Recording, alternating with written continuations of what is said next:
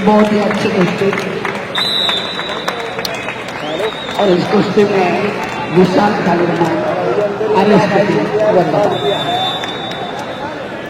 विशाल भाई 2 दिन पहले तुमने तो मुझे बता दिया था, इतना कॉन्फिडेंस कैसे था?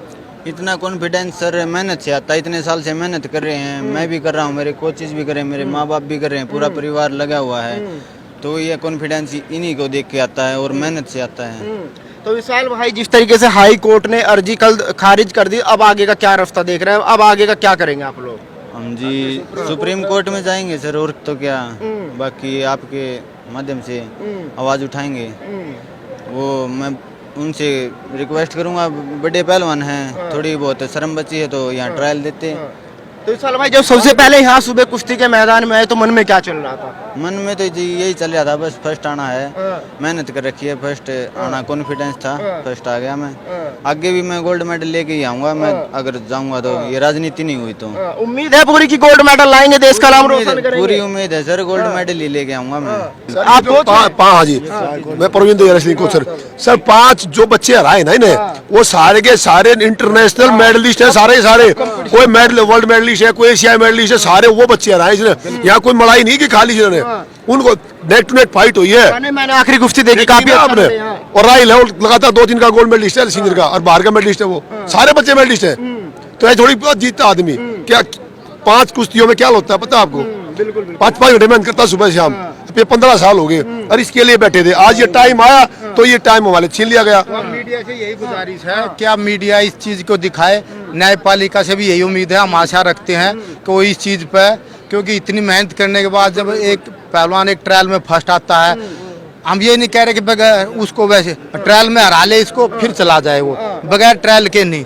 अब एशियन गेम्स हो गया, कॉमनवेल्थ गेम्स हो गए, ओलंपिक गेम्स हो गए, ये ऐसे इतने बड़े गेम्स है, इन गेम्सों में, इन खेलों में बगैर ट्रायल के नहीं होना चाहिए। जो अपनी हेड ऑफ कमेटी जो है, न्यायपालिका जो, उनसे मैं यही कहूँगा कि जो बच्चे फर्स्ट आए हैं, विशाल है जैसे, इनको ही मौका देना चाहिए, नहीं तो बगैर ट्रायल के नहीं भेजना चाहिए।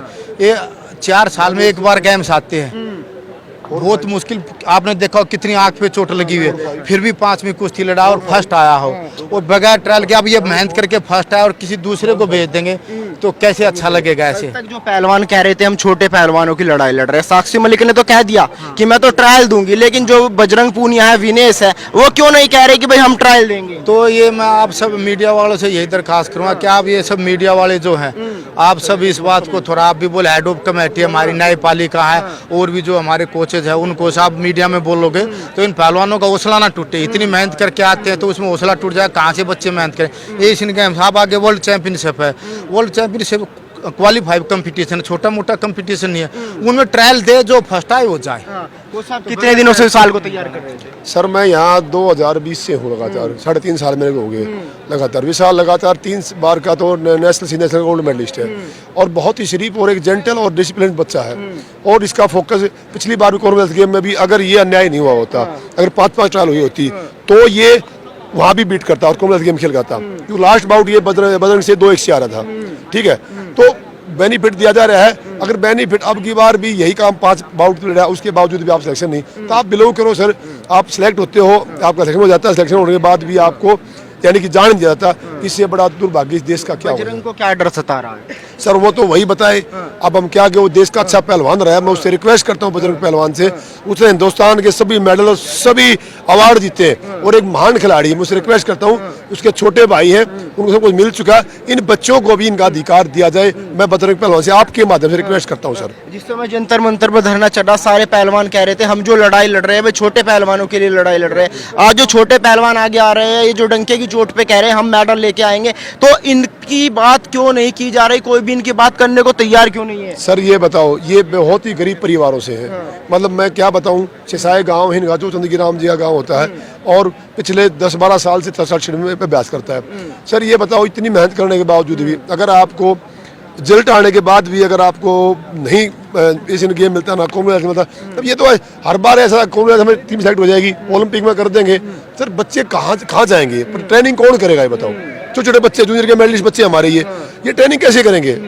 फिर तो आप अपना जो अच्छा है उसका नाम डालते रहो। अच्छा कोच साहब एक बात बताइए, कल हाई कोर्ट ने इन लोगों की अर्जी जो है खारिज कर दी, अब इनके आगे क्या रास्ता बचा है? उन लोगों ने तो आंदोलन किया, आंदोलन से अपनी बात मनवा ली, अब ये लोग कैसे मनवाएंगे? उनके लिए तो खाप पंचायतें आ गई, बड़े बड़े नेता आ गए, किसान नेता, कोई भीम आर्मी आ गई, मतलब कोई भी पार्टी ऐसी नहीं थी जो उनके सपोर्ट में आ गया। क्या ये बच्चे समाज के बच्चे नहीं है? सर देखो, मैं उन सभी खाप पंचायतों से, उन सभी जो उन्होंने बजरंग का सपोर्ट किया, वो सभी समाज के व्यक्ति तो अच्छे व्यक्ति तो मैं गुजारिश करता हूँ कि इन बच्चों को भी न्याय दिलाने में वो सभी की सभी मदद करें। हम दिन रात इन बच्चों साथ रहते हैं। हमारा मतलब ये बताओ कि इतनी मेहनत के बावजूद भी अगर आप बाहर नहीं जा पाते हो तो किसी मेहनत का क्या फायदा, आप ये बताओ।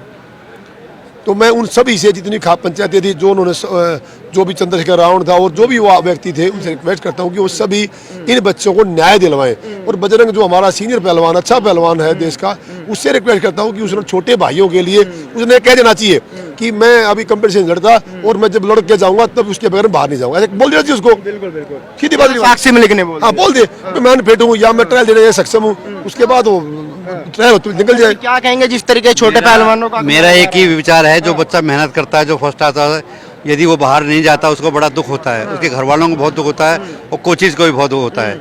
इस पर बहुत ही विचार किया जाए, बजरंग पहलवान को भी सोचना चाहिए और जो भी हमारे बड़े बड़े पहलवान हैं, कोचिज हैं, उनको सबको इन पहलवानों को न्याय दिलाना चाहिए। लेकिन न्याय मिलेगा कैसे? ना तो कोर्ट मान रहा, कोर्ट भी अर्जी खारिज कर रहा है। भाई हाई कोर्ट ने खारिज कर दिया तो सुप्रीम कोर्ट भी है, लेकिन सुप्रीम कोर्ट पे उस पर डिस्कस किया जाएगा, विचार किया जाएगा, तभी आगे चला जाएगा। क्या लगता है हरियाणा के लोग सपोर्ट में आएंगे इन बच्चों के, जैसे उनके सपोर्ट में आए थे? जंतर मंतर पे धरना था, सब पहुंच गए थे वहाँ पे फोटो खिंचवाने के लिए, क्या इनकी आवाज भी कोई सुनेगा? देखो, इंसानियत के बतौर पर इनको बच्चों को न्याय मिलना चाहिए। जो बच्चा फर्स्ट आता है वो बाहर नहीं जाता, 4 साल के बाद तो ही एशियाड होता है, और वो भी बच्चा कि नहीं जाए तो बहुत दुख की बात है। लेकिन अब धीरे धीरे कोशिश कर रहे हैं, भगवान ने चाहा तो ये सब काम सुलझ जाएंगे, सब काम।